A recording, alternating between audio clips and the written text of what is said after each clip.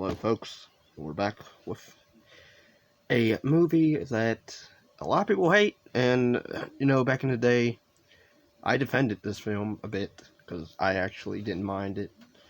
But I gotta say, you know, when the trailer came out, I wasn't really that interested. But then watching the film, my past thoughts were the stuff that I liked about the movie when I first saw it. I liked the characters of the four girls. Um, I liked the mystery aspect of it. Well, half of a mystery. Um, the when they use the stuff that they do with Slender Man in this film, I can sort of deal with. When I like when he's in the shadows and he's far away, but you out of focus, but you can tell it's him. So I like the atmosphere when he's around. I don't like him up close when you fully see him and he's ooga booga in your face. I don't like that. I do like his look. I am familiar with the character of Slender Man. And yeah, this movie is by Sony, I guess.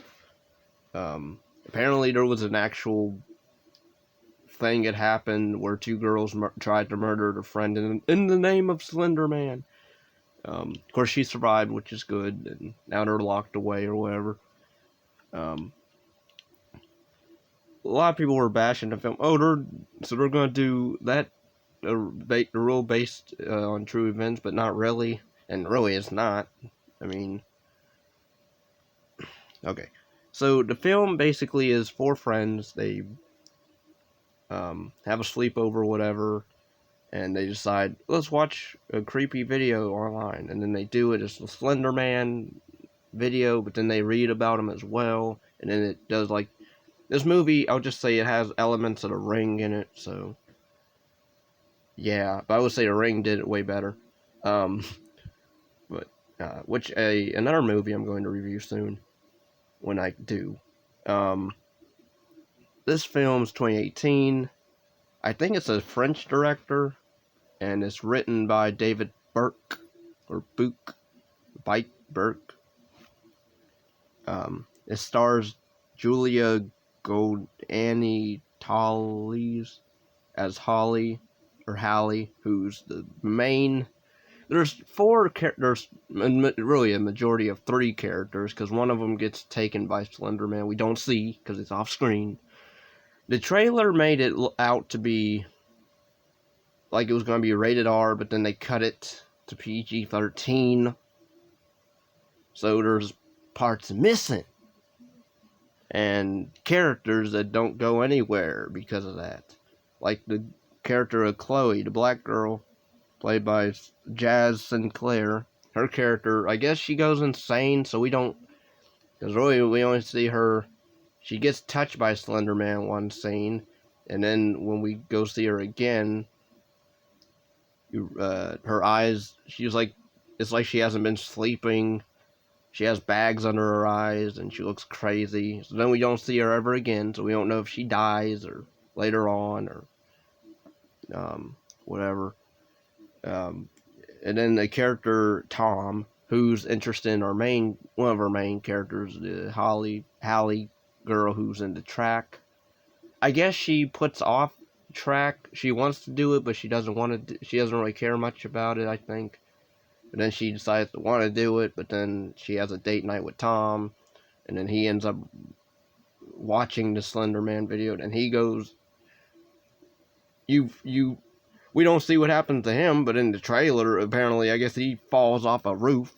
We don't see that in the movie because PG-13, we can't kill these kids off because we're pansies. But yet they showed like the ending with Hallie character, where Slender Man sucks her up into a tree and embodies her, or she embodies the tree or whatever, becomes one with the tree. That was killing a teenager or whatever on screen, but because it's not gory, so... whatever. Um, but yeah, in the trailer, the black girl, the Chloe character, she's supposed to stab herself in the eye, but we don't see that. And even though that scene is in the movie, but I believe they blurred her character out of focus, because I swear it's her across from Joey King's character Ren in class at one point. But I guess no, we're not gonna do that. But yeah, I mean, Joey King is pretty much, if you know who Joey King is, she's one of the younger kids from the Conjuring, the first movie. The one that outshined pretty much everybody. Majority in that movie. I liked her character at first, but then she turns kind of not really turns heel, but she's like, I didn't, because she at one point you find, because then there's a twist where, oh, Hallie's character, or not character, her younger sister Lizzie, she ends up wanting to find out about Slender Man. So then you find out, oh, Ren tried to sacrifice her to Slender Man or whatever. But then you find out, oh no, it's not what we give him. He wants us physically or whatever. So that whatever. And then I guess, and the way the movie ends, again, I don't like downbeat endings, but the fact that the movie ended, I can let it go somewhat with the whole, all four characters must die. Fine.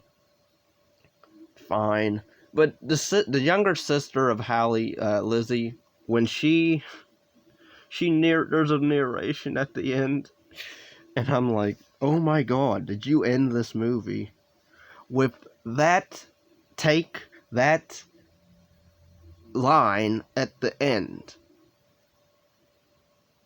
Did you not know that would ruin most of your movie? Because this movie has not a majority, but it does have some.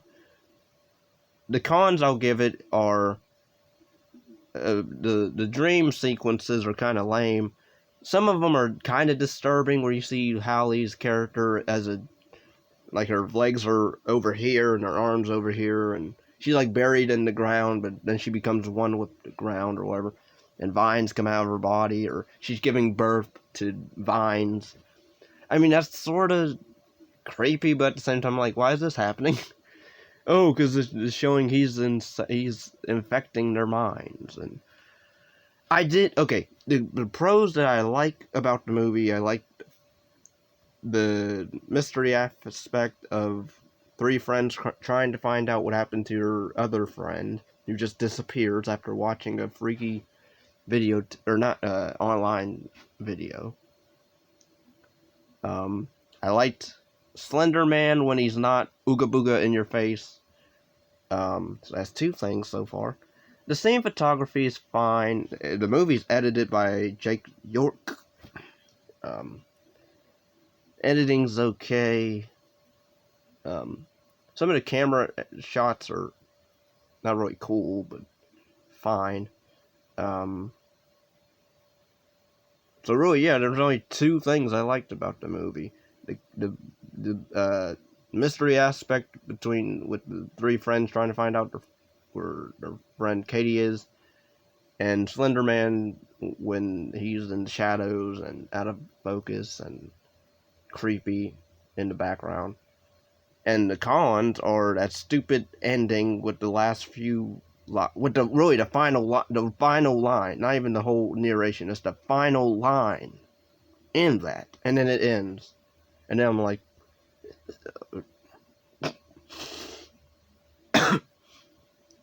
okay. But yes, the stupid final line in the narration. Slender Man when he's in your face, I don't like that. The dream sequences, I don't care for.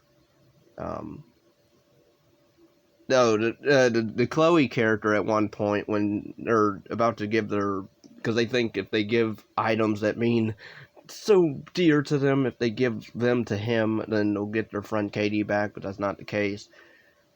At one point, she's told not, they blindfold themselves, and the black girl, Chloe, she decides, oh, I hear something around me, so I'm just gonna take my blindfolds off because I hear something in the background, and I need to turn around to see what it is, and then Slender Man touches her, and then she gets infected with whatever, and then I'm like, okay, so the moment she took her blindfolds off, even though she was stupid, and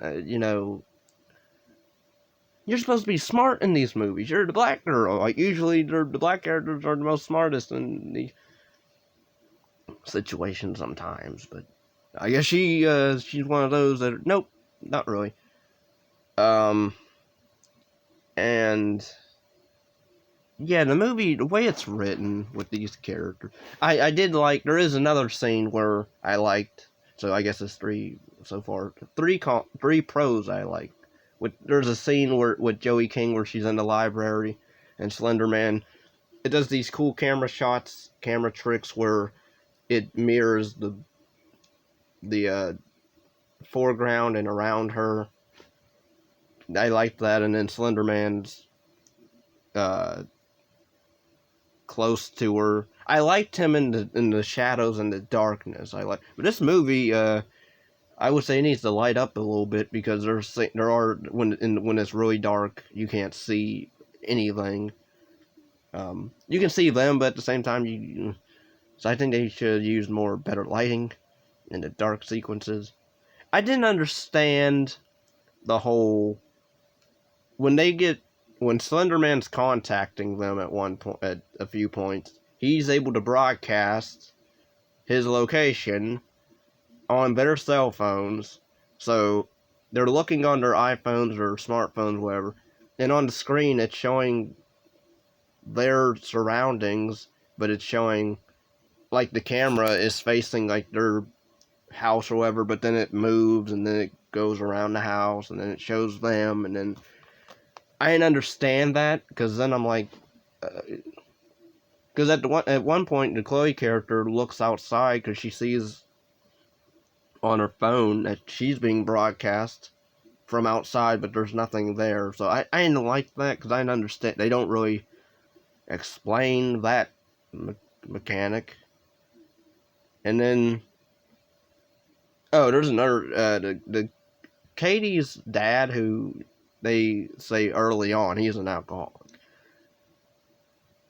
Okay. One, why would you allow? I get it. Ren is a friend from Katie, or a friend of Katie's. Why would you, and it's nighttime at that, allow? I don't know how old these girls are. They're like mid-teens or whatever. One, you are a grown man. Now, I know maybe I'm looking too much into this, but for one, it doesn't look as good because he seems like he's known as a town drunk.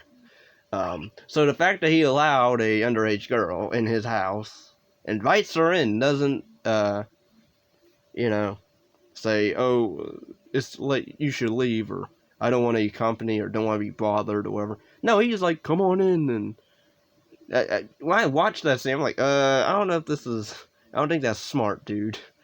Again, he wasn't trying to, granted, he wasn't trying to into that, but the way it looked is like, that's she's underage, and you are known as the town drunk, so I think you need to, and the fact that he broke in one of her other the friend Hallie's house, and terrorized her, questioning her where his daughter was. Granted, he has a reason, but at the same time, then he invites the Ren character in his house, because mainly they're trying to get the computer, or they're trying to find something of Katie's, so that's why they try to go in the house. But again, that was more, that's not, whatever. So yeah, stuff like that, and then we have where they have Katie's laptop, and they see that she's been watching videos of other people trying to the Slender Man challenges and summoning him, and then she's been also talking to this Alley Cat 93 or whatever username person, and then you find out later on, oh, that was a mental patient that also was connected to Slender Man. But then I swear in the trailer they show she's out in the field or something, or she's committing murder or something, or maybe she dies. But we don't see that because she ain't in the movie at all. We see a picture of her and that's it.